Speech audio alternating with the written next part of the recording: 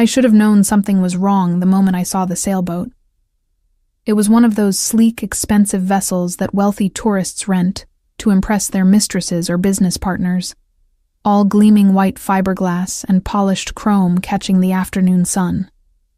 But this one sat at an unnatural angle against the rocks near Capo Zafferano, its hull torn open like paper, waves pushing it rhythmically against the cliff face with a sound that made me wince. My dive group had just finished exploring the underwater caves that made this stretch of Sicilian coastline famous. 8 tourists from Germany and the Netherlands floated on the surface, checking their waterproof cameras and chattering about the schools of damselfish they'd photographed. I was counting heads, making sure everyone had surfaced safely, when Paolo, my boat captain, grabbed my shoulder and pointed. "Sarah, there's someone in the water." At first, I thought it was a piece of debris from the wrecked sailboat.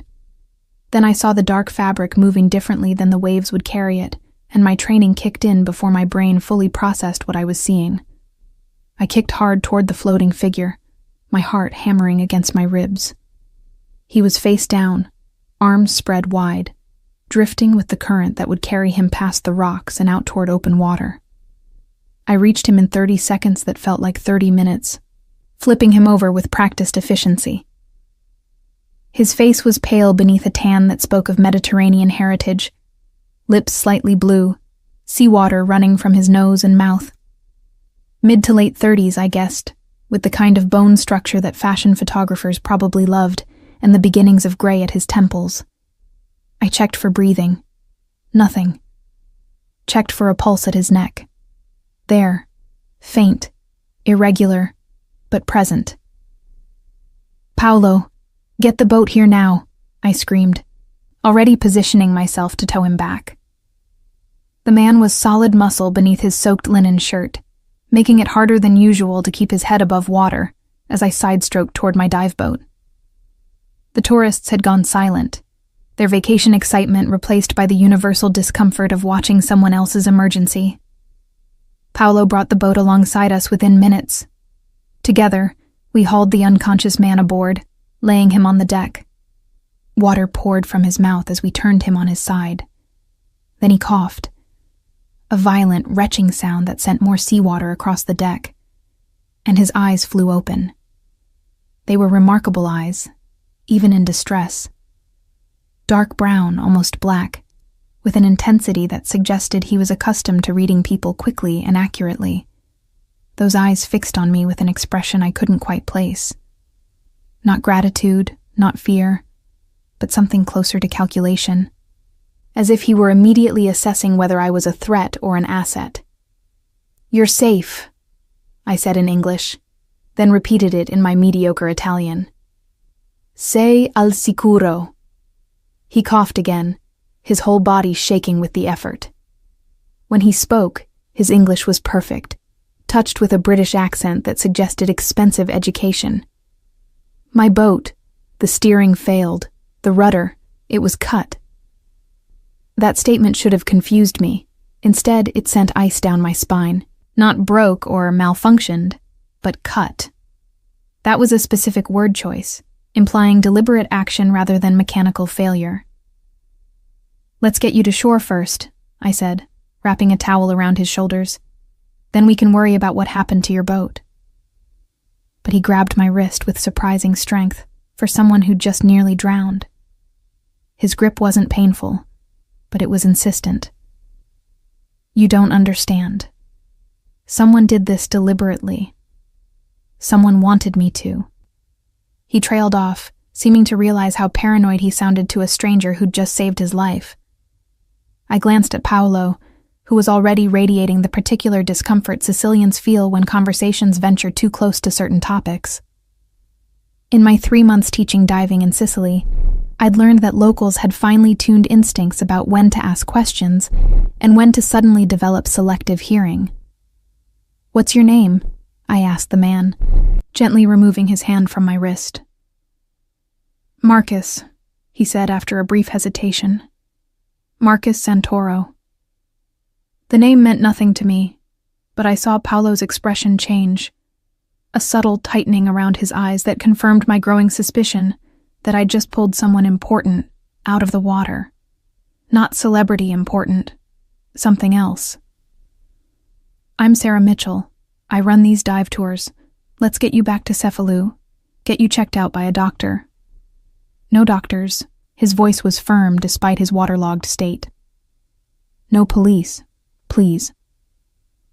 Now I really should have asked more questions, should have insisted on proper medical care and official reports, but something about the desperate sincerity in his eyes, and the way Paolo was studiously avoiding my gaze, made me nod instead.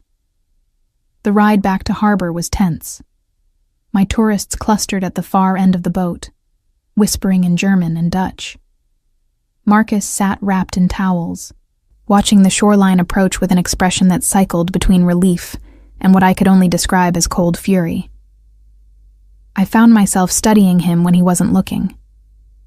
The way his jaw clenched and released, the controlled breathing he used to calm himself, the expensive watch still on his wrist that probably cost more than I made in 6 months.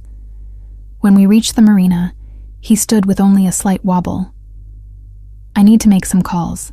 Where can I reach you if I need to thank you properly? I pulled out one of my waterproof business cards, something I'd had made when I started freelancing as a dive instructor. I'm here through the end of the season, another 3 weeks. He studied the card like it contained encrypted messages. Sarah Mitchell, Portland, Oregon. You're a long way from home. So are you, I'm guessing, I said. That accent didn't come from Sicily. A ghost of a smile crossed his face. My father sent me to school in England. He thought it would give me polish. It mostly gave me a preference for tea over espresso, which disappointed him greatly. It was such a normal thing to say, so unexpectedly human after the tension of the rescue, that I laughed. The sound seemed to surprise both of us. Marcus pocketed my card. Thank you, Sarah Mitchell from Portland. You saved my life today. That creates a debt I take very seriously. There was something formal, almost ritualistic, about the way he said it. Like he was making a vow rather than expressing gratitude. Before I could respond, a taxi pulled up at the marina entrance. Coincidentally, perfect timing. Or maybe not coincidental at all. Will you be all right? I asked. I will be now, he said. Then, almost as an afterthought, do me a favor. Don't mention this to anyone. Not the details. Just say you pulled a tourist from the water. Nothing more. Why? He met my eyes directly. Because if the people who sabotaged my boat learn that I survived, and that someone witnessed the aftermath, they might come looking for that witness. And I would prefer not to have your life endangered, because you did the decent thing and saved mine. My mouth went dry. Marcus, what exactly did I just get involved in? Nothing, if we're both lucky and discreet. He climbed into the taxi, then leaned back toward the window. Go about your normal life, Sarah. Teach your tourists to dive, eat good food, enjoy Sicily, and please, forget you ever met me. The taxi pulled away, leaving me standing on the dock with salt drying on my skin and a growing sense that forgetting Marcus Santoro was going to be significantly harder than he suggested. Paolo appeared at my elbow. Sarah, that man... Don't, I interrupted. I don't want to know. Whatever you're about to tell me, I'm happier not knowing. But Paolo shook his head. You should know. That way you can be careful. Marcus Santoro is not a man who has accidents. If someone cut his rudder, it was an assassination attempt. And if they find out you pulled him from the water, they might wonder what he told you while he was vulnerable. He told me nothing, just that his steering failed. It doesn't matter what he actually told you. It matters what they think he might have told you. I stared at my boat captain, this 60-year-old Sicilian, who'd been nothing but kind and professional for 3 months, and saw genuine fear in his eyes. What are you saying, Paolo? I'm saying go back to your apartment. Pack your bags. Get on a plane to Portland tonight. Don't wait for the end of the season. Just go. But I didn't go. Maybe it was stubbornness, or the fact that I'd already bought my return ticket for 3 weeks out and couldn't afford to change it. Maybe it was the naive American assumption that movie plot dangers didn't happen to dive instructors who paid their taxes and avoided trouble. Or maybe, if I'm being honest with myself, it was because Marcus Santoro's dark eyes had held something that made me want to understand what kind of life required someone to sail alone to think, whose enemies would sabotage a boat in broad daylight, who spoke of debts and discretion like they were sacred concepts. I went home to my small rented apartment in Cefalu's Old Town. I showered the salt from my hair and changed into clean clothes. I made pasta with the tomatoes and basil from my landlady's garden. I tried to read a book on my terrace overlooking the Mediterranean, but found myself rereading the same paragraph 5 times. When I finally fell asleep, I dreamed of dark water and sinking boats, of expensive watches glinting in the deep, of eyes that assessed and calculated even while death approached. I had no idea that 24 hours later, everything Paolo had warned me about would come true in the form of 6 black SUVs and men who looked at me like I was a problem requiring a permanent solution. The next morning started like any other. I woke at dawn to the sound of fishing boats leaving the harbor, their engines a familiar rumble that had become my alarm clock. I made strong coffee on my small stove, toasted yesterday's bread, and ate breakfast on my terrace while reading the local news on my phone. There was a small article about a sailboat accident near Capo Zafferano. Tourist likely swept out to sea, search suspended, presumed drowned. No mention of a rescue. No mention of Marcus Santoro by name. I wondered if he'd made those calls he mentioned. Wondered if he was safe wherever he'd gone. My first tour of the day was an easy one. A family from Milan with 2 teenagers who'd done some diving before. We spent the morning exploring a shallow reef, pointing out octopi hiding in crevices and moray eels that looked menacing, but generally left humans alone. The teenagers were thrilled, the parents relaxed, and I felt myself sliding back into the comfortable rhythm of my work. It was easy to convince myself that yesterday had been an aberration, a strange moment that would fade into an anecdote I'd tell at dinner parties years from now. One time in Sicily, I pulled this intense guy out of the water, and he acted like he was in a mob movie. People would laugh, pour more wine, and the conversation would move on. I had no idea I was being watched.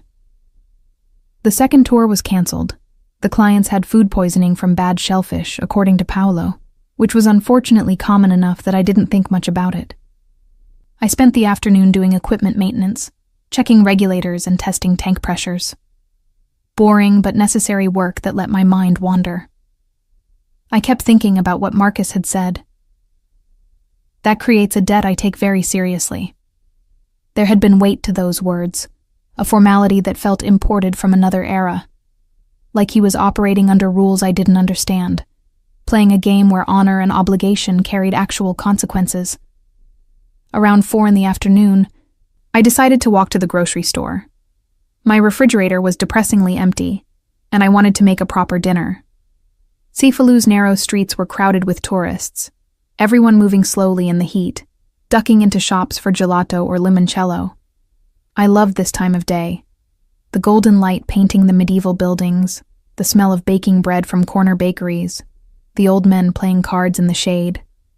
I didn't notice the black SUV parked across from my building. I bought tomatoes, fresh mozzarella, basil, a bottle of wine. The woman at the market knew me by now, always trying to practice her English while I mangled Italian in return. We laughed about my pronunciation, and she threw in some extra peaches because I was too skinny, troppo magra. When I walked back to my apartment building, arms full of groceries, I still didn't see them. Not until I reached my door and heard the engines. 6 black SUVs, appearing from different directions like they'd been coordinated, pulling up in front of my building simultaneously. The narrow street suddenly felt impossibly small. Tourists scattered, sensing trouble with that animal instinct humans have for danger. My landlady's curtains twitched on the first floor, then quickly closed. Men in dark suits emerged from the vehicles. Not running, but moving with purpose. I counted at least 12, maybe more. And then, from the lead SUV, Marcus Santoro stepped out. He looked nothing like the waterlogged, desperate man I'd pulled from the Mediterranean 24 hours earlier. His shirt was crisp and expensive, his hair perfectly styled, his bearing radiating controlled authority. But his eyes, those dark, calculating eyes, held something that might have been regret as they fixed on me. "Sarah," he said, his voice carrying clearly despite the distance between us. "I need you to remain very calm and come with me. You're not in trouble, but you are in danger, and I can explain everything once you're somewhere safe." The groceries slipped from my arms. Tomatoes rolled across the cobblestones. The wine bottle shattered, red liquid spreading like blood. "What is this?" My voice came out steadier than I felt. "What's happening?" One of the suited men, older, with silver hair and an expression that suggested he'd seen and done terrible things, moved toward me. Marcus held up a hand, stopping him. "I told you to be discreet," Marcus said to the man, though his eyes never left me. "This looks like a kidnapping, Domenico." "It is a kidnapping," I said. "That's exactly what this looks like." "It's protective custody," Marcus replied. "There's a difference, though I understand it's difficult to appreciate that distinction from your current perspective." A window opened above us. Someone shouted in Italian, something about calling the police. One of the suited men looked up and said something back, quietly, calmly, and the window slammed shut immediately. "Sarah." Marcus took a step closer. "Yesterday when I told you to forget we met, I meant it. But someone took your photograph during the rescue. My people discovered it this morning. It's already circulating among certain interested parties, and they're trying to identify you." "Parties." I repeated the word like it might make more sense that way. "What parties?" "The people who sabotaged my boat. They think I might have told you something during the rescue. Something valuable enough to extract from you, one way or another." The street seemed to tilt. I grabbed the doorframe for support. "But you didn't tell me anything." "I know that. You know that. They don't know that. And by the time they discover you're genuinely ignorant of anything useful, you'd already be." He paused, choosing his words carefully. "Irrecoverably compromised." "This is insane. This is absolutely insane. I'm an American citizen. I'll call my embassy. I'll..." "Do that, and you'll be dead within 48 hours, the silver-haired man, Domenico, said flatly. "The American embassy in Palermo cannot protect you from what's coming. They can file paperwork after they find your body, but that's not particularly helpful to you." My knees actually buckled. I caught myself against the wall, breathing hard, my mind racing through impossible options. Run? Where? Fight? Against 12 armed men? Scream? The windows were all closed now, everyone hiding, no one willing to get involved in whatever this was. Marcus crossed the remaining distance between us. Up close, I could see the tension in his jaw, the carefully controlled concern in his eyes. "I am genuinely sorry about this. But you saved my life yesterday, and I don't forget debts. Which means I'm not leaving you to the wolves who want to use you against me. So you have two choices. Come with me voluntarily, and let me protect you until this situation is resolved, or I have my men carry you to the car, which is unpleasant for everyone, but arrives at the same destination. Some choice." "More than most people get in similar circumstances," Domenico muttered. I looked from Marcus to the SUVs to the closed windows of my neighbors who wouldn't meet my eyes. Thought about Paolo's warning yesterday. If they find out you pulled him from the water, they might wonder what he told you. Thought about the small article in the news that morning, reporting Marcus Santoro as presumed dead. If his enemies thought he'd drowned, why were they still hunting for witnesses unless... They don't know you survived, I said suddenly. That's why the article said presumed drowned. You're letting them think you're dead. Marcus's expression flickered with something like approval. Smart. Yes. Which gives me time to investigate who authorized my murder. But the photograph of you pulling me from the water complicates that strategy. It proves I survived long enough to be rescued, which means they'll assume I survived, period. And now they want to know what I might have said to the pretty American dive instructor who saved me. I'm not pretty. I'm sunburned and usually covered in salt water. That's not really the point right now. He was right, but focusing on irrelevant details was the only way my brain could process what was happening. Some part of me was still convinced this was an elaborate prank, that someone would yell surprise and we'd all laugh about the misunderstanding. But the weight of the pistol I could now see under Domenico's jacket suggested this was terribly, dangerously real. If I go with you, I said slowly, what happens? Where are we going? For how long? My family's estate outside Taormina. It's secure, defensible, and far enough from Cefalù that your sudden disappearance won't immediately connect to me. How long depends on how quickly I can identify and deal with the people who tried to kill me. Days, possibly weeks. And then? Then you go back to Portland, or wherever you want to go, with enough money to make up for the disruption to your life and a guarantee that no one will ever bother you about this again. It was surreal, negotiating the terms of my own kidnapping, protective custody, whatever, like it was a business arrangement. But something in Marcus's demeanor suggested he meant what he said, that his sense of obligation was genuine, even if his methods were terrifying. Your apartment will be secured, he continued. Your landlady will be compensated for any concerns. Paolo will be told you had a family emergency and returned to America. Your dive equipment will be packed and stored. From the outside world's perspective, you simply left early. No mysteries, no investigations. Except the mystery of what happened to me. You'll be alive to be mysterious. That's better than the alternative. I closed my eyes, trying to think through the panic. Every instinct screamed not to get in a car with strange men, no matter how expensive their suits or sincere their promises.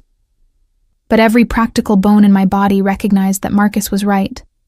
I was trapped by something I didn't fully understand, and my options had narrowed to accepting his protection, or hoping that whoever wanted to hurt me would somehow miss their target. When I opened my eyes, Marcus was watching me with an expression that might have been sympathy. I know this is unfair, he said quietly. You did a good thing yesterday, and now you're paying a price for basic human decency. I hate that, but I can't change it, only mitigate it. Please, Sarah, let me keep you safe. Maybe it was the exhaustion in his voice. Maybe it was recognition that he seemed as frustrated by this situation as I was. Maybe it was just the total absence of better options. Fine, I heard myself say.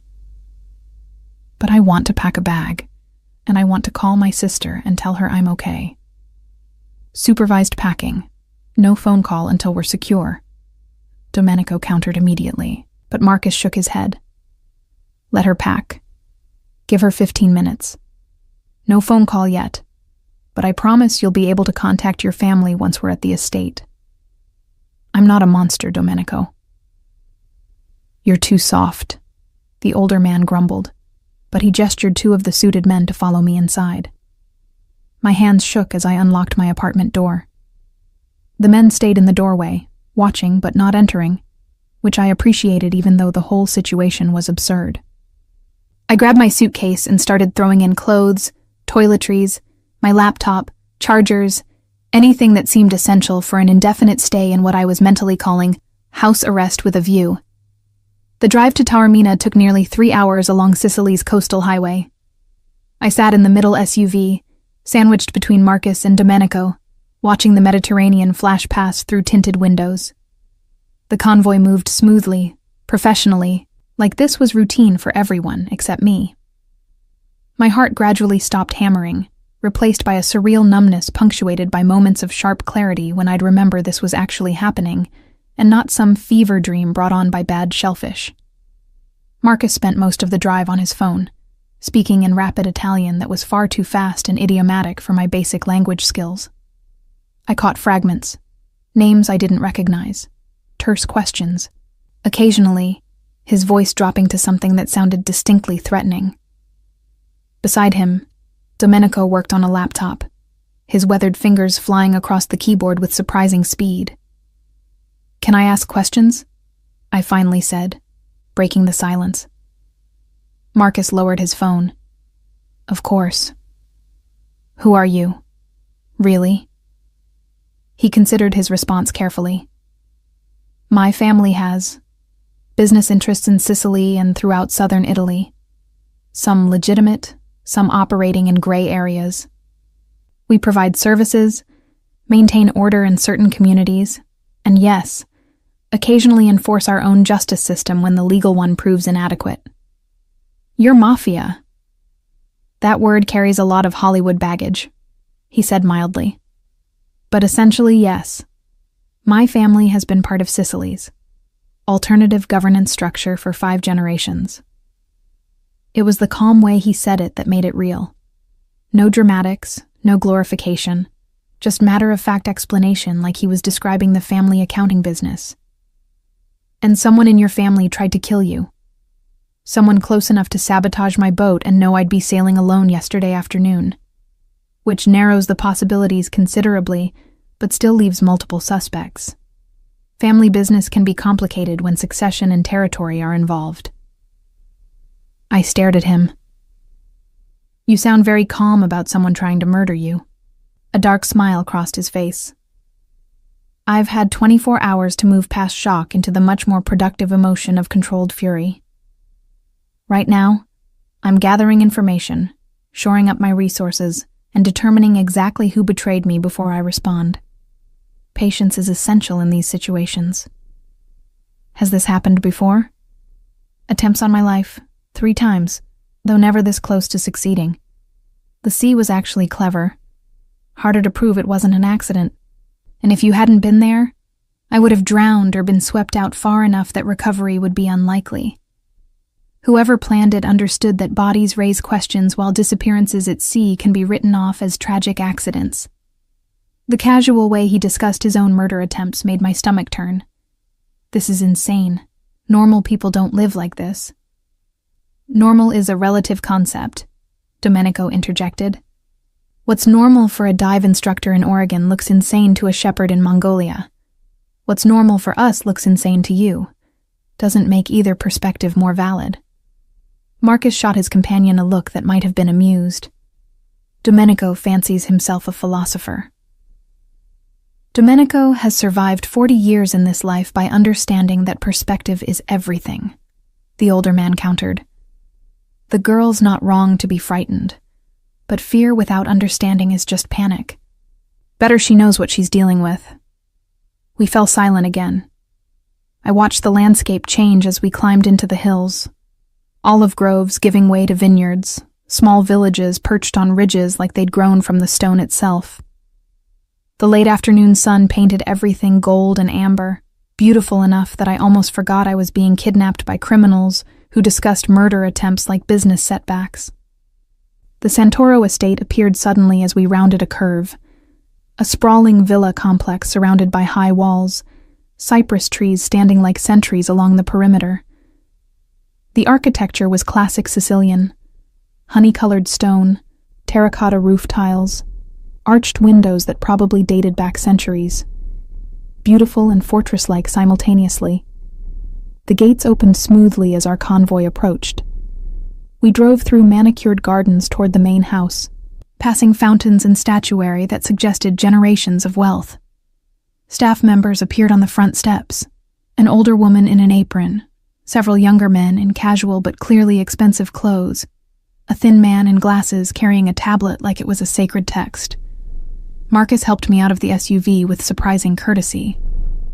"Welcome to Villa Santoro. This has been my family's seat for over 200 years. You'll be safe here while we sort out this mess." The older woman, his housekeeper, I guessed, descended the steps and immediately launched into a stream of Italian while examining Marcus from head to toe, checking for injuries, from her gestures. He submitted to her inspection with the patience of someone who'd been through this routine many times, responding to her questions while she alternately scolded and fussed over him. "Maria essentially raised me after my mother died," Marcus explained when the woman paused for breath. "She's convinced I'm still 12 and incapable of taking care of myself." Maria turned her attention to me, her sharp eyes assessing. She said something in Italian that made Marcus laugh. "She wants to know if you're my girlfriend or another one of my complications." I told her you're the woman who saved my life and is now under my protection. She says that makes you family by the old rules, which means you're her responsibility too now. Before I could respond, Maria took my hands in hers, rough, warm hands that had clearly done decades of work, and said something else. She says welcome to our home, and she's sorry you've been dragged into our problems. Also, you're too thin, and she's going to fix that immediately. Despite everything, I felt tears prick my eyes. There was something about the genuine warmth in Maria's greeting, the normalcy of maternal fussing, that broke through my emotional numbness. "Thank you," I managed in Italian. "Grazie." Maria beamed and patted my cheek, then barked orders at the younger staff members who scrambled to grab my luggage. "I'll show you to your room," Marcus said. "Then we'll have dinner, and I'll explain everything I can about the situation and what happens next. I imagine you have more questions." "About 1,000. I'll answer what I can. Some things I can't share for your own safety. The less you know about certain aspects of our business, the better." He led me through the villa's interior, all marble floors and frescoed ceilings, antique furniture that probably belonged in museums, family portraits spanning generations. We climbed a sweeping staircase to the second floor, down a corridor lined with more art than I'd seen outside galleries, stopping at a door near the end. "This was my sister's room before she married and moved to Rome," Marcus said, opening the door. "It has its own bathroom, and the windows face the garden rather than the drive, so it's quiet. Make yourself comfortable. Maria will bring up some clothes if you need anything you didn't pack. Dinner is at 8, about 2 hours." The room was beautiful. High ceilings, a 4-poster bed with linens that probably cost more than my monthly rent, a writing desk by windows that overlooked terraced gardens. A doorway led to a bathroom with a tub large enough to swim in. I searched for words. "This is really nice. Thank you." Marcus lingered in the doorway.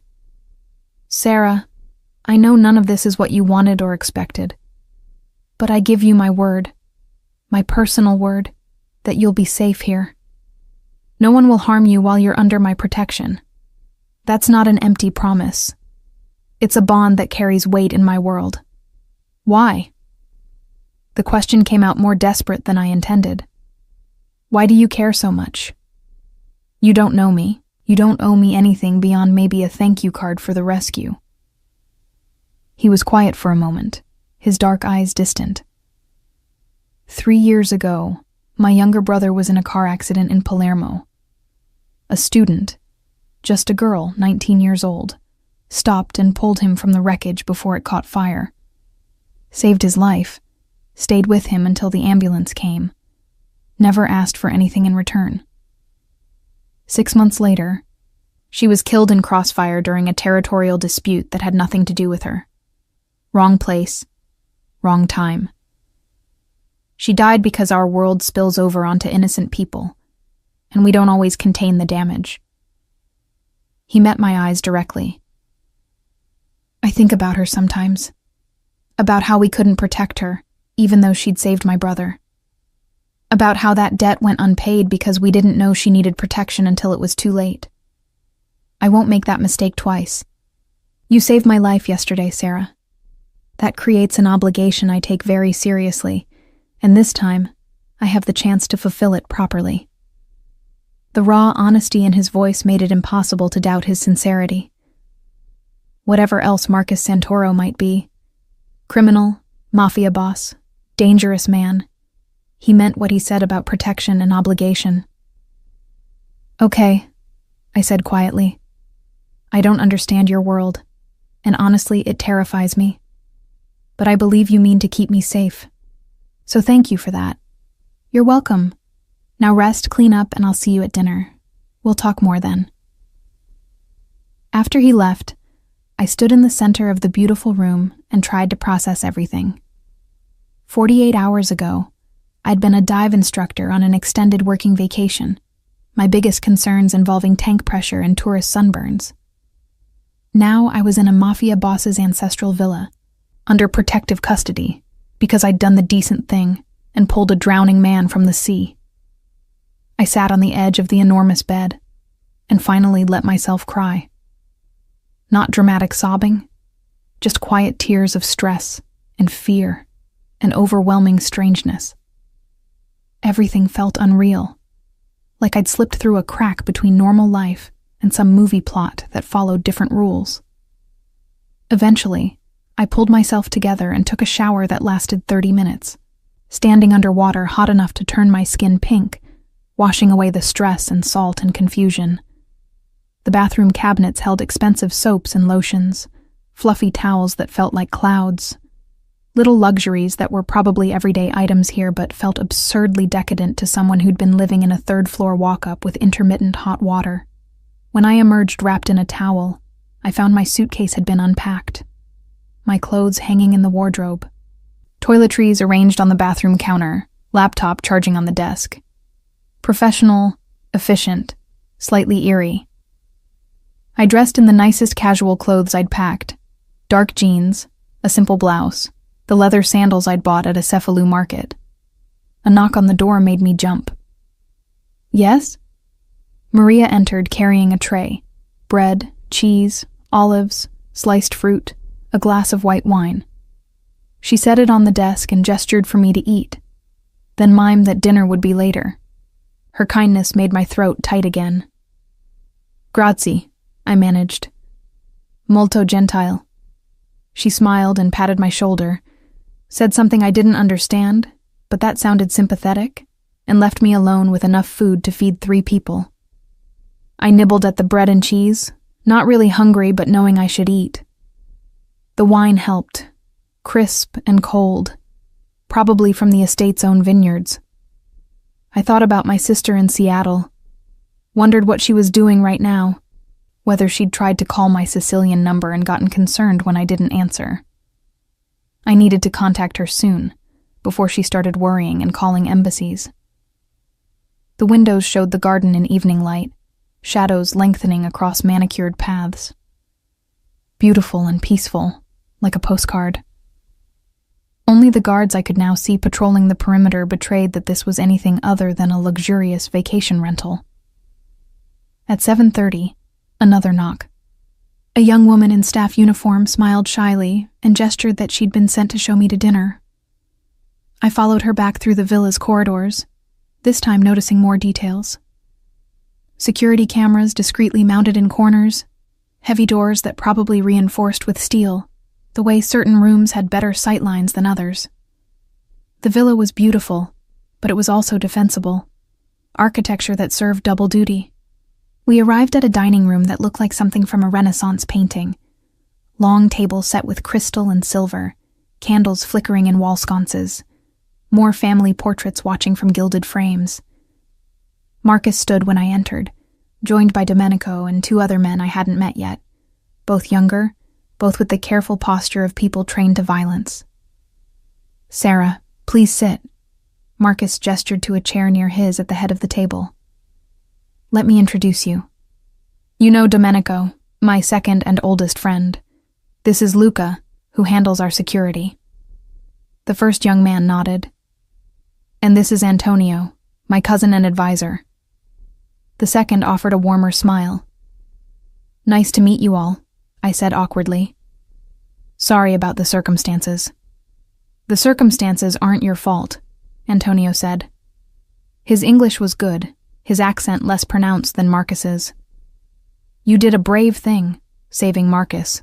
We're grateful, even if the aftermath has been complicated. Dinner was served by Maria and another woman, course after course of incredible food. Fresh seafood, homemade pasta, roasted vegetables from the estate's gardens. Wine that made the store-bought bottle I'd shattered yesterday taste like cleaning fluid. The men talked business in low voices, occasionally translating for my benefit when the conversation touched on topics I should know about. Gradually, I pieced together the situation. Marcus had been investigating irregularities in the family's shipping business, legitimate cargo ships that his family actually owned and operated. Someone had been skimming profits, cooking books, possibly using the ships to transport contraband without authorization. His investigation had gotten close to identifying the culprit when the sailing accident occurred. 3 people had access to my boat and knew I'd be sailing alone that afternoon. Marcus explained over dessert.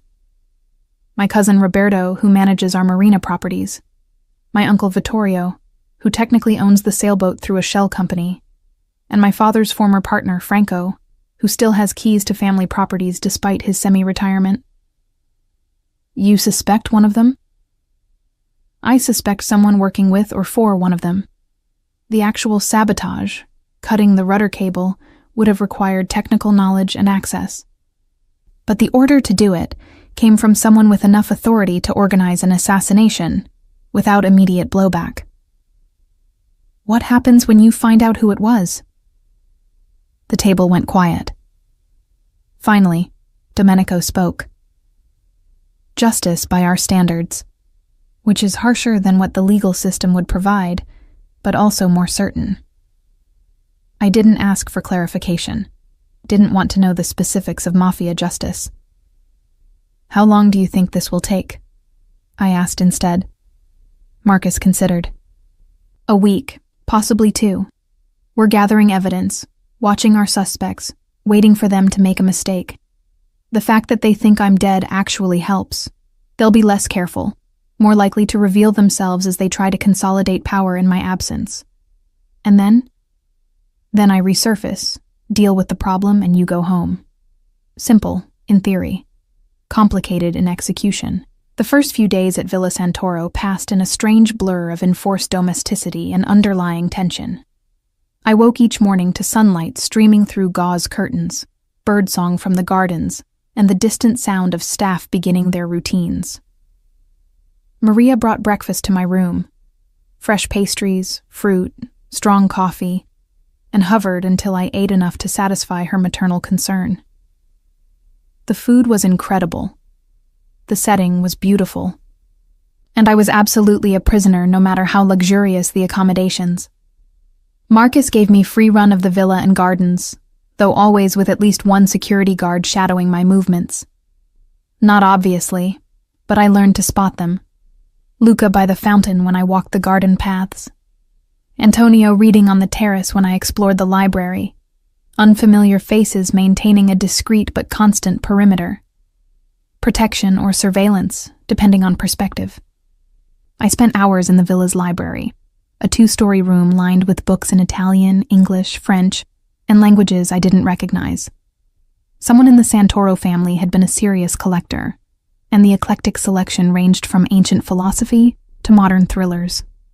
I lost myself in novels, trying to escape into fictional problems that felt blessedly simpler than my current reality.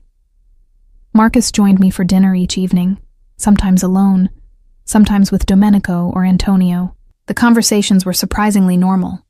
We discussed books, argued about American versus Italian approaches to coffee, traded stories about our lives before that day in the Mediterranean.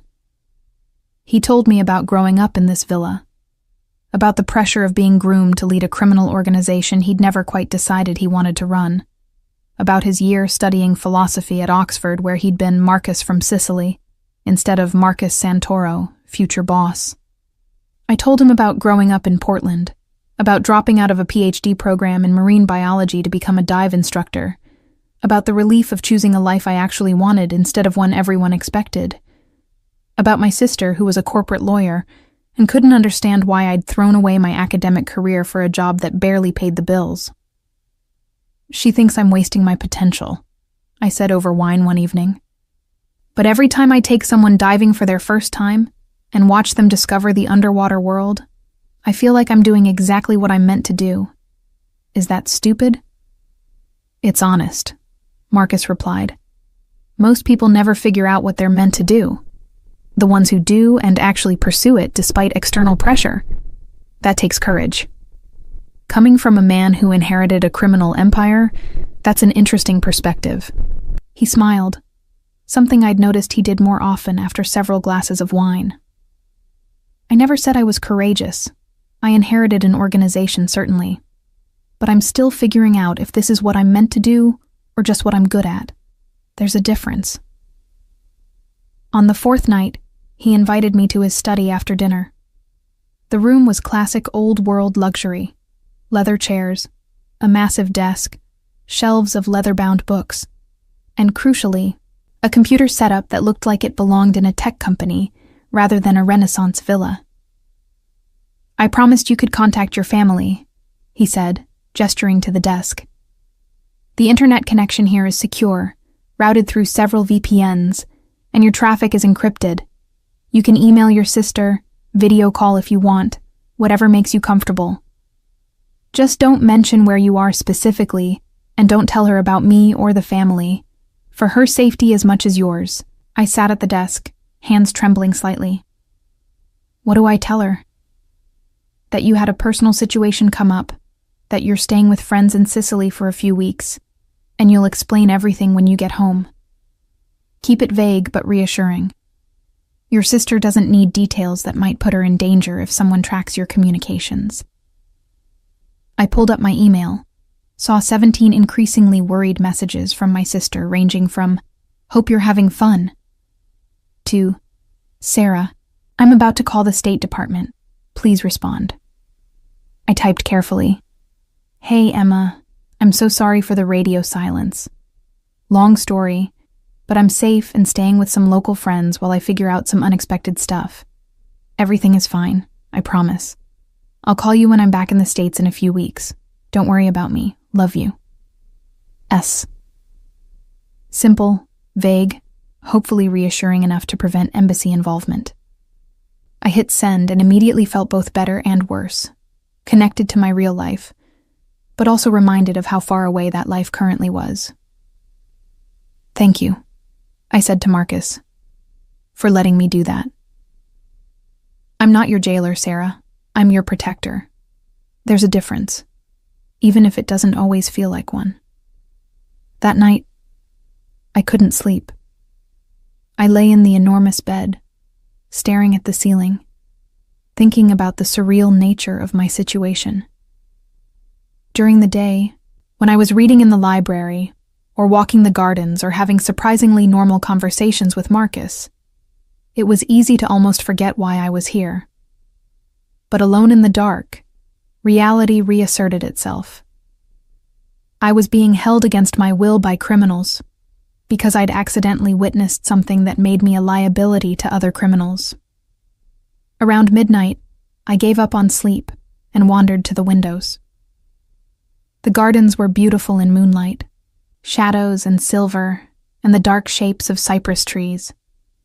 A figure moved along one of the paths.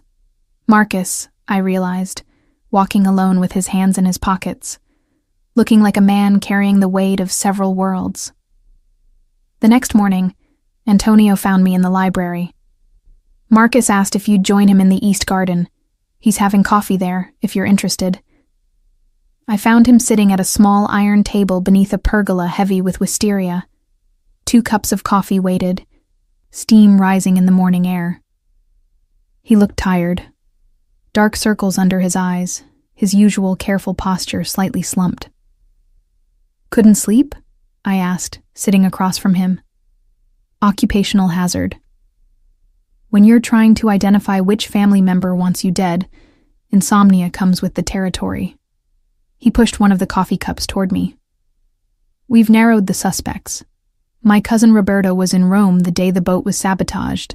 Security footage from his hotel, restaurant receipts, very thorough alibi. Franco has early-stage dementia, according to his doctor. He couldn't have orchestrated something this complex." "That leaves your uncle?" "That leaves Vittorio. My father's younger brother, always ambitious, always second best. He has motive, controlling the family business after I'm gone. He has means, access to the boat, connections to people who could do the actual sabotage. What I don't have yet is proof, just circumstances and suspicion. What happens when you have proof? Marcus was quiet for a long moment, watching the morning light through the wisteria. I call a family council, present the evidence. Let the family decide his fate according to our traditions. It won't be gentle, but it will be just by our standards. Do you think he'll confess? If confronted correctly, yes. Vittorio has pride. He'll want credit for how close he came to succeeding, even knowing the price of that admission. I sipped my coffee. Perfect, as always, Maria's work. Can I ask you something personal? You've earned some personal questions, I think. Do you want this life? The power, the violence, the constant watching for knives in the dark? Or is it just what you're stuck with? He considered the question seriously. Both? Neither? I was raised for this. Groomed, educated, trained to lead from the time I could walk. But my brother's death 3 years ago, the one I mentioned, who was saved by that student, changed something. He was supposed to be untouchable. We're supposed to be able to protect family. When we couldn't, when he died from injuries that took months to kill him, I started questioning whether this power is real or just an illusion we maintain through violence and fear. But you stayed. I stayed because leaving would have meant civil war. Succession disputes in families like mine don't resolve peacefully. People die, not just the principals, but staff, associates, innocent bystanders. So I stayed, and I tried to make things less violent where I could, more legitimate where possible, more humane when I had the authority. Small changes, incremental improvements. It's not redemption, but it's something. The honesty in his voice made me see him differently, not just the criminal boss or the dangerous man who disrupted my life, but someone genuinely struggling with inherited responsibility and genuine moral conflict. For what it's worth, I said, you don't seem like a monster. That's probably the nicest thing anyone said to me this week. He smiled slightly, though the week's been rough, so the bar is admittedly low. We sat in comfortable silence, drinking coffee, watching the garden wake up. It was almost peaceful, that moment, before Luca came running across the lawn with news that would change everything. Marcus! He called from yards away, not caring about decorum. We found something. You need to see this now. The tone in his voice sent ice through my veins. Marcus was on his feet immediately, all trace of contemplative philosophy replaced by cold focus. What is it? Security footage from the marina, the night before your accident. You need to see who was on your boat. We followed Luca back to the villa, Marcus moving with barely contained urgency. In his study, Domenico had pulled up grainy security footage on the large monitor. The timestamp showed 2 nights ago, around 3 a.m. There, Domenico pointed, coming from the parking area. A figure approached Marcus's sailboat, moving with the confidence of someone who belonged. Even in the poor quality footage, I recognized the build, the walk. Marcus's face went absolutely still, but I saw his hands clench into fists. That's not Vittorio, he said quietly. No, Domenico confirmed. That's your cousin Antonio. The room seemed to freeze. Marcus stared at the screen as Antonio, charming, friendly Antonio, who'd welcomed me to Villa Santoro and called me brave, disappeared below deck on the sailboat, emerging 20 minutes later and walking calmly back to the parking area. Antonio, Marcus repeated, the name barely audible. My father's sister's son, the one I trained personally, the one I trusted with security decisions. There's more, Luca said. Financial records we just broke into from his personal accounts. Large payments from Roberto over the past 6 months. They've been working together, Roberto providing money and alibis, Antonio doing the actual work. And Vittorio? Marcus asked. Likely innocent. We think they were trying to frame him with circumstantial evidence while they consolidated power behind the scenes. Marcus sat heavily in his desk chair, staring at the paused image of Antonio on the screen. The betrayal was written across his face, not anger yet, but something deeper and more painful. He ate dinner with us, Marcus said. He smiled at Sarah. He called her brave for saving me, all while knowing he'd tried to kill me 2 days earlier. What do we do? Domenico asked quietly. Marcus was silent for a full minute. When he spoke, his voice was controlled but carried an edge that made me shiver. We let him think we still suspect Vittorio.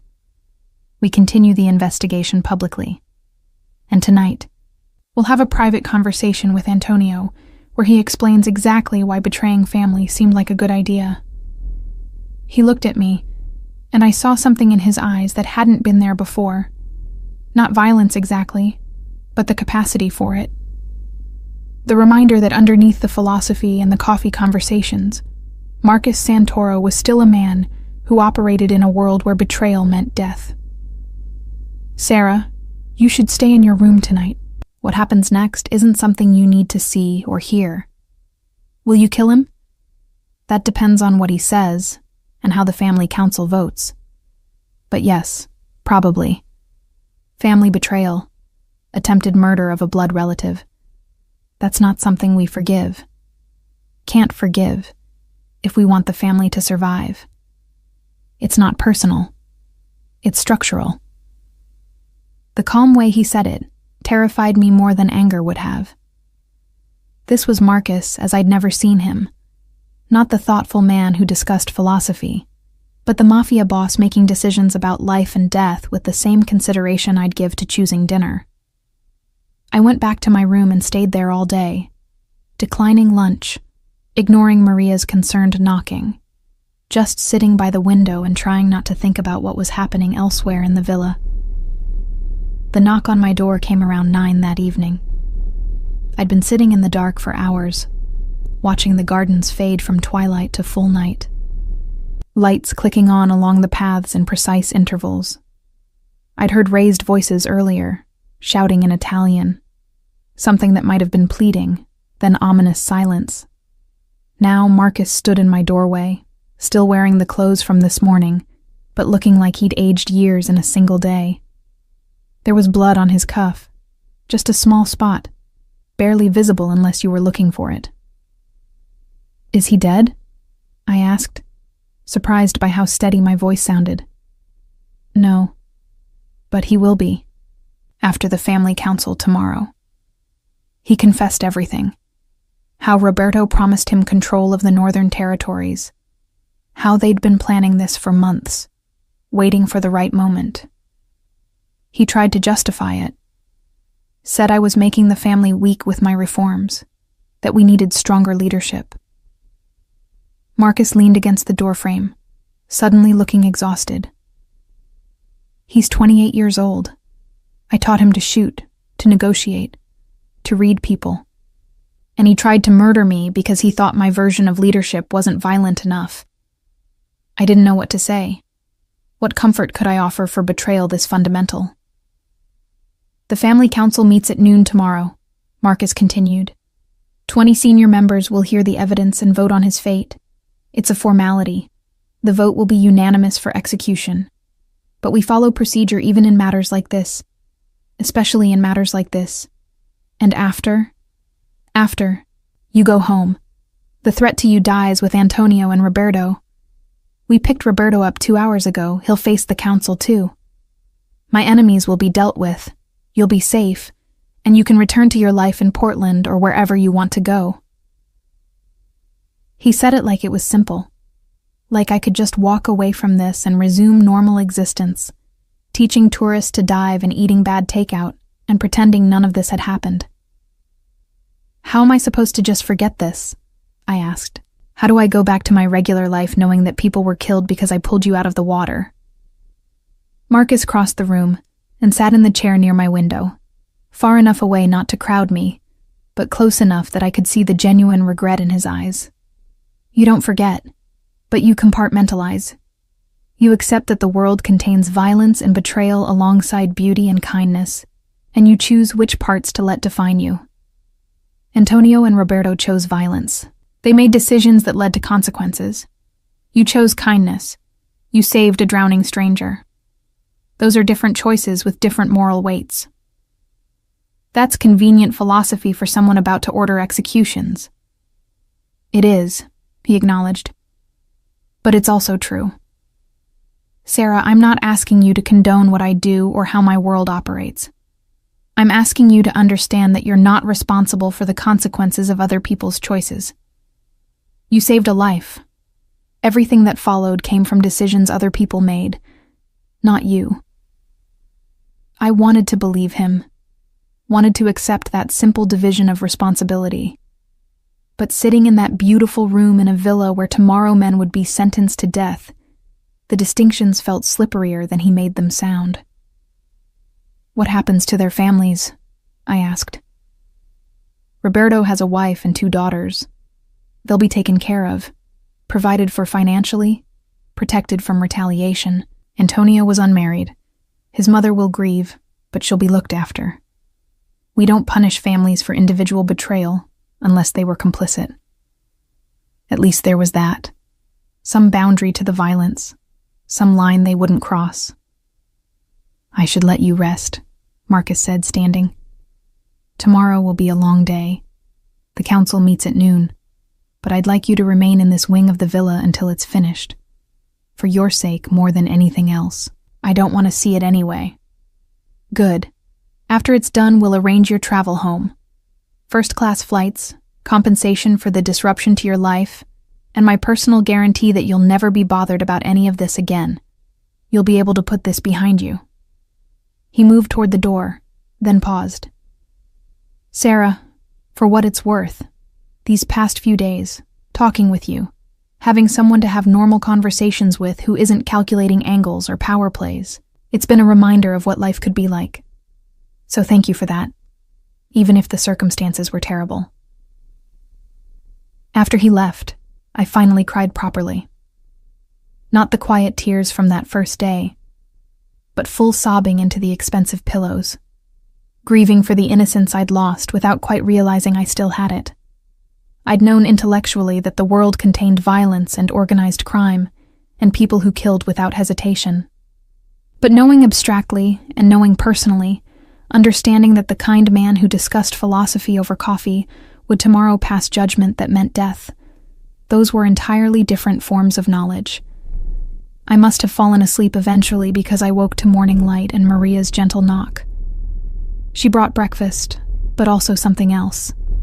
A simple black dress laid across a chair, with a note in Marcus's handwriting. In case you want to watch from the gallery, your choice. The dress was appropriate for a funeral or an execution. I should have stayed in my room, should have hidden from the reality of what was about to happen, but some morbid part of me needed to understand completely what I'd gotten tangled up in, needed to see the full truth of Marcus Santoro's world, rather than just the curated version he'd shown me over coffee. So I dressed in the black dress that fit perfectly. Maria must have guessed my size. And at 11:30, I slipped out of my room and followed the sound of voices to a part of the villa I hadn't explored before. A gallery overlooked what must have been a formal council chamber. A large room with a long table, portraits of ancestors watching from the walls, 20 chairs occupied by serious-faced men and women ranging from their 30s to their 70s. Antonio and Roberto knelt in the center of the room, hands bound, guarded by Luca and 2 others I didn't recognize. Antonio looked defiant even now, chin raised, refusing to show fear. Roberto wept openly, apparently having less pride about his approaching death. Marcus entered last, dressed in a dark suit, moving with formal dignity to the head of the table. When he spoke, his voice carried clearly to my hidden position in the gallery. This council is called to judge betrayal within our family. The charges are attempted murder of a family head and conspiracy to usurp power through violence. The evidence has been reviewed by each of you. Are there any questions before we hear from the accused? Silence. No questions. The evidence must have been damning. Antonio Santoro, Roberto Santoro, you have the right to speak before judgment is passed. Explain yourselves if you wish." Antonio spoke first, his voice steady.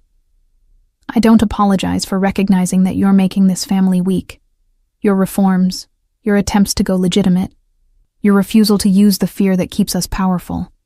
It's all making us vulnerable to other families, other organizations. I tried to solve a problem you created through your weakness. By murdering me. By replacing failed leadership. It's what's always been done when a boss can't protect the family's interests."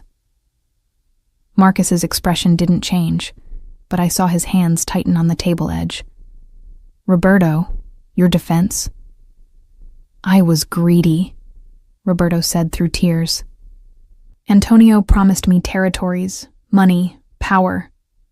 I didn't think about loyalty or family or anything except what I could gain. I'm sorry, Marcus. I'm so sorry." At least he had the decency to admit his motives. I thought bitterly. "The family will now vote," Marcus said. "All in favor of the traditional sentence for family betrayal, death by the wronged party's choice of method, indicate now." 20 hands rose. Unanimous, as Marcus had predicted. The sentence is death, to be carried out before sunset today. Antonio Santoro, as the primary conspirator, your execution will be handled by me personally. Roberto Santoro, Domenico will carry out your sentence. May God have mercy on your souls, because this family cannot. It was so formal, so ritual, like they were following a script written centuries ago. Antonio remained defiant even as guards pulled him to his feet. Roberto collapsed entirely, being dragged from the room still sobbing. I left before I could see more, ran back to my room and locked the door, breathing hard, trying not to vomit. I'd wanted to understand Marcus's world, and now I did. Understood that beneath the philosophy and the kindness was a capacity for cold judgment. Understood that his world had rules that included execution for betrayal. Understood that I could never truly reconcile the man who discussed purpose over wine with the man who just sentenced his cousin to death. Hours passed. I heard nothing from my room. No sounds that suggested violence was being carried out somewhere in the villa. Maybe they did it away from the main house. Maybe it was quiet and quick. I didn't want to know the details. Around 5 p.m, a knock. Marcus entered without waiting for my response, still wearing the dark suit, but having changed the shirt. No blood this time, at least not that I could see. "It's done," he said simply. "Both sentences carried out. The family is satisfied that justice was served, and you're free to go whenever you wish. Your flights are booked for tomorrow morning, Palermo to Rome to Portland. First-class open-ended return ticket if you ever want to come back to Sicily for vacation, though I'd understand if you never want to see this island again." I couldn't look at him. "You killed them." "I did," Antonio by my hand, as is traditional for the wronged boss. Quick, professional. He felt minimal pain. I'm not cruel even when carrying out sentences. "You say that like it matters. Like there's a meaningful difference between cruel murder and professional murder. To the person being executed, probably not. To their families, yes, they can take some comfort in knowing their loved ones didn't suffer unnecessarily. It's a small mercy, but in my world, we take those where we can find them." I finally looked at him. His expression was neutral, controlled, but I could see the cost in his eyes. Whatever he wasn't someone who found killing easy or enjoyable. That was something I supposed. "I'll take those flights," I said. "I want to go home." "Of course. Maria will make sure you have everything you need for the journey. And Sarah." He paused, seeming to struggle with words. "I wish we'd met under different circumstances. In another life, where I was just Marcus and you were just Sarah, we might have been friends, maybe more than friends. But in this life, with who we both are, and what we've both seen, I think the best thing I can do for you is let you go and make sure you're never touched by this world again. Will I be safe? Really safe? You have my word. The people who knew about you are dead. My family knows you're under permanent protection. Anyone who touches you answers to me. Your name will be on a list that every organization in Sicily and most of southern Italy respects. You're safer now than you were before you ever pulled me from that water. It was cold comfort, but it was something. Thank you for keeping your promise about protection. Whatever else happened, you did what you said you'd do. It's the least I owed you. The debt for saving my life can never be fully repaid, but I've done what I can. He left me alone after that. I spent my last night at Villa Santoro packing my things, eating the farewell dinner Maria prepared with tears in her eyes, accepting the envelope of cash Marcus left in my room. More money than I'd make in 6 months of diving instruction, compensation for the life he'd disrupted. The flight home was surreal. First class for the first time in my life, treated like royalty by flight attendants who had no idea why I looked shell-shocked and barely touched the expensive meal. I spent most of the journey staring out the window, watching Europe disappear behind clouds, trying to figure out how to return to normal life after everything I'd seen. My sister met me at PDX, looking simultaneously relieved and furious. 2 weeks of cryptic emails, Sarah. I was about to fly to Sicily myself and start knocking on doors.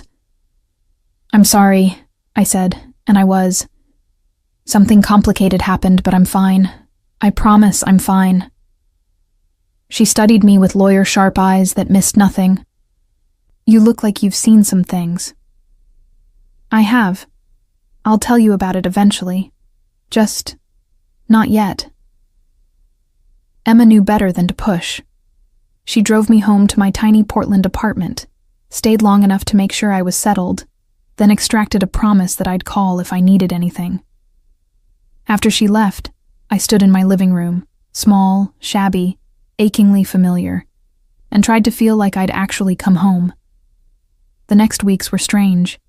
I went back to my regular life, teaching diving in local quarries, picking up instructor shifts at the community college pool, eating cheap Thai food, and watching Netflix. On the surface, everything was the same. But I'd changed in ways I couldn't quite articulate. I found myself constantly aware of my surroundings now, noting exits and sightlines, cataloging faces that appeared too frequently to be coincidental. Once I'd have called it paranoia, but after Sicily, I recognized it as the awareness of someone who'd seen how quickly normal could become dangerous. I had nightmares sometimes. Not about violence I'd seen, but about violence implied. Dreams where I stood in galleries watching judgments passed, where I pulled drowning men from water who turned to look at me with dead eyes, where I ran through Sicilian villas searching for exits that didn't exist. 6 weeks after returning home, a letter arrived. Expensive paper, Italian postage, familiar handwriting. Sarah, I hope this finds you well and settling back into your life. I wanted you to know that the situation here has stabilized completely. The family is unified, the territories are secure, and there have been no further challenges to my leadership.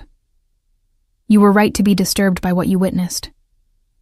I'm disturbed by it too, even though I understand the necessity within the world I inhabit. I think about you sometimes. Wonder if you're teaching diving, if you've managed to put Sicily behind you. I hope you have. You deserve a life untouched by the complications of mine. But if you ever need anything, and I mean anything, the promise of protection remains. Your family by the old rules, which means something permanent in my world. Be well. Live the life you chose. M. I read it 3 times, then tucked it into a drawer. Part of me wanted to throw it away, sever all connection to that chapter of my life. But another part, the part that remembered coffee conversations and genuine moments between the violence, couldn't quite do it. 3 months later, I was teaching an advanced diving class when my phone buzzed with an unknown number. Usually I ignored those, but something made me check. "This is Sarah Mitchell?" "It is." I didn't recognize the voice. Female, professional, slight Italian accent. "I'm calling on behalf of Marcus Santoro. There's no emergency, but he asked me to extend an invitation. He's purchased a property in Taormina, a diving school and residence combined. He'd like to offer you a position as head instructor and co-owner. Full autonomy over operations, generous salary, housing included. He wanted me to emphasize that this is a legitimate business opportunity with no connection to family activities, and that there's no pressure to accept. He simply thought you might want the option to return to Sicily under better circumstances." I stood there in my wetsuit, chlorine smell heavy in the air, students waiting in the pool, and tried to process what I was hearing. Why would he do that?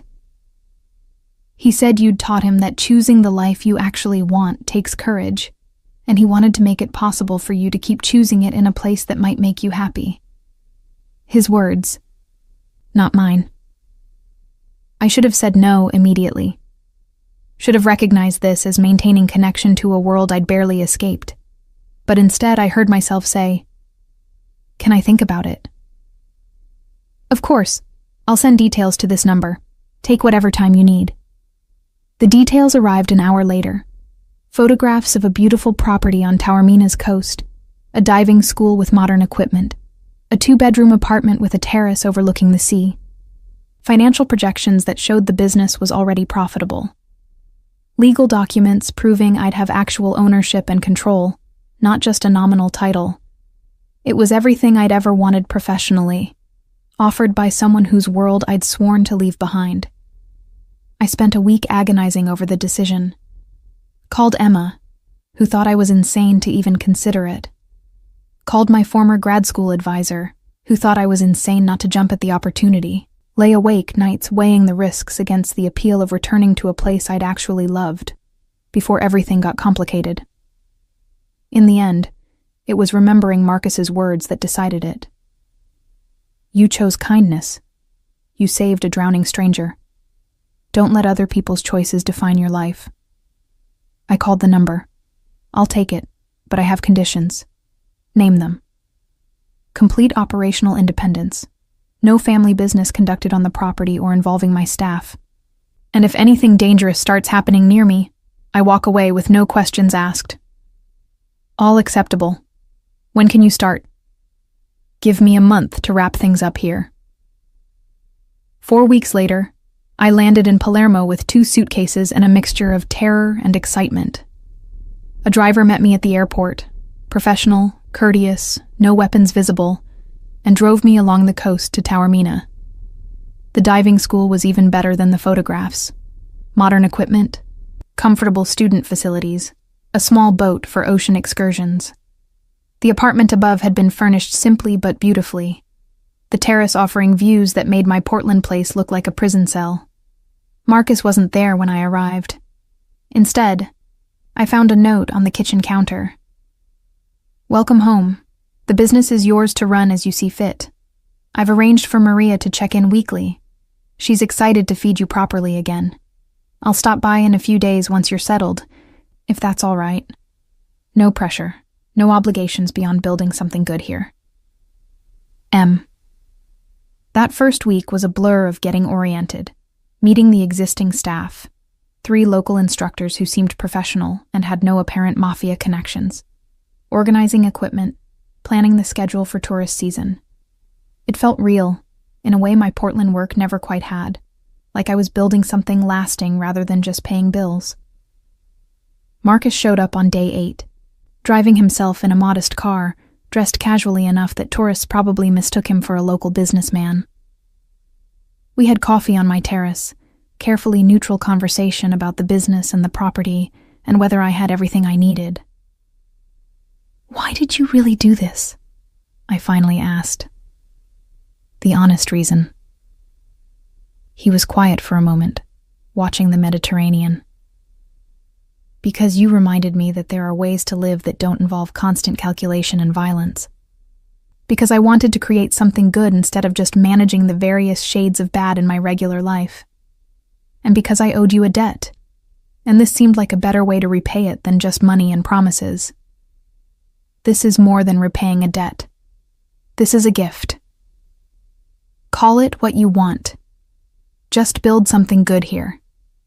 Teach people to dive. Show them the beautiful parts of Sicily.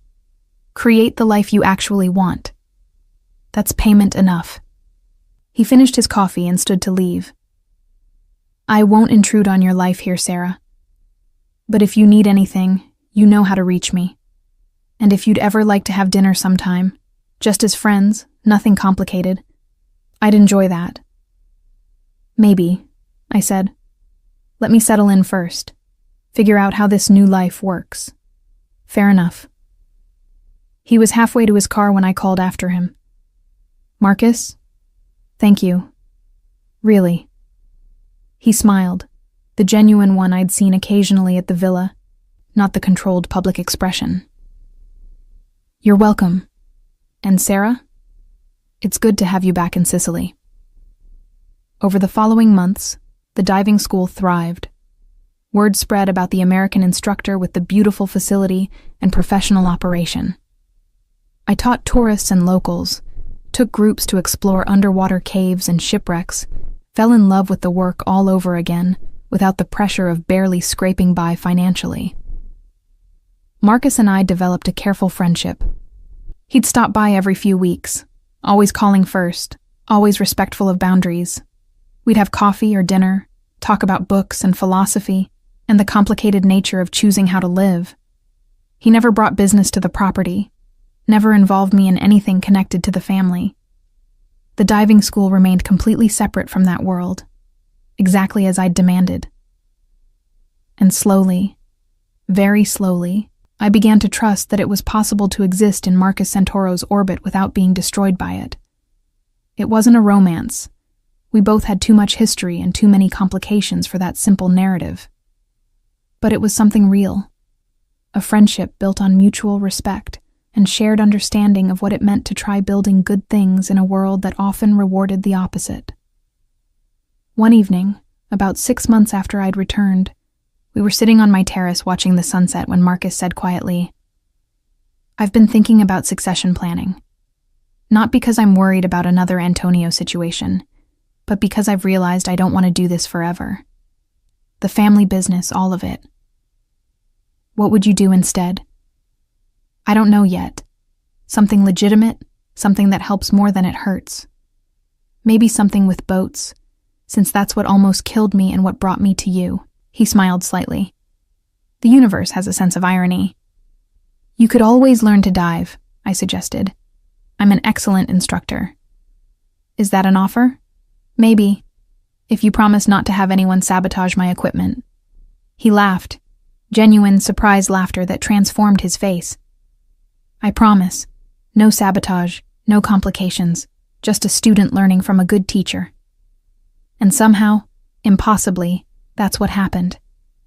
Marcus learned to dive over the next several months, showing up for lessons like any other student, following my instructions, discovering the underwater world with the same wonder I'd seen in countless clients before him. It was normal in the best way. A piece of ordinary life we carved out together despite everything else. 2 years after I'd pulled him from the Mediterranean, Marcus officially stepped back from leading the family, installing a council of trustees to manage things collectively. He didn't abandon the family completely. That wasn't possible. But he created enough distance to build a different kind of life. He bought a house in Taormina, not far from the diving school. Started a legitimate maritime business. Learned to live with slightly less power and significantly more peace. We grew closer, carefully navigating the space between friendship and something deeper, both aware of how unlikely and impossible this situation would seem to outside observers. "Do you ever regret it?" I asked him one evening, both of us sitting on his terrace, wine glasses in hand, the sea dark and calm below. Regret what specifically? My list of potential regrets is extensive. Pulling back from the family, choosing a quieter life, all of it. He considered the question seriously, as he always did. No, or rather, I regret the years I didn't do it sooner. I regret that it took someone trying to kill me to make me examine whether I wanted the life I was living. But the actual choice? No regret at all. This life, this version where I run a shipping company and take diving lessons and have dinner with a woman who tolerates my complicated history.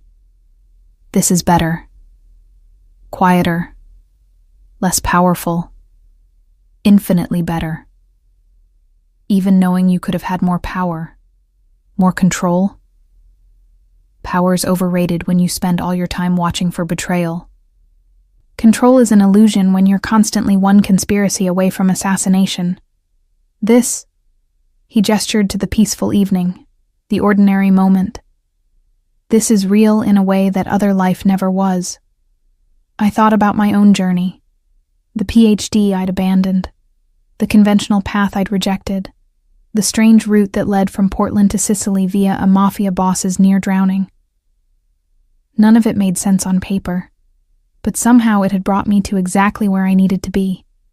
We're both pretty weird, I said. You know that, right? This whole situation is insane by normal standards. Completely insane, Marcus agreed cheerfully. But we've established that normal is overrated. I think we're allowed to build something good out of strange circumstances. And we did. Not a fairy tale ending. Those don't exist in real life. But something honest and hard-won and surprisingly functional.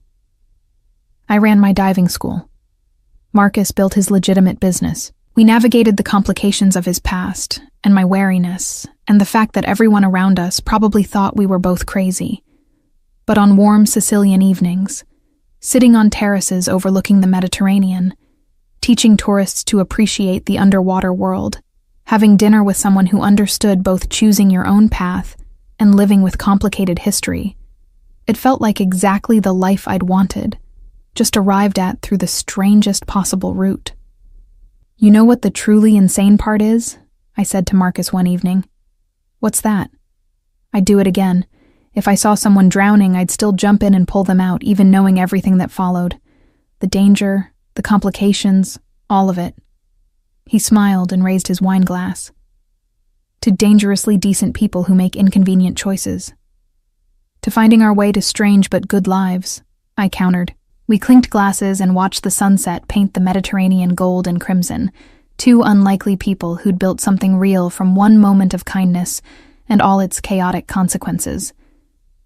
It wasn't the ending I'd expected when I pulled a drowning stranger from the water.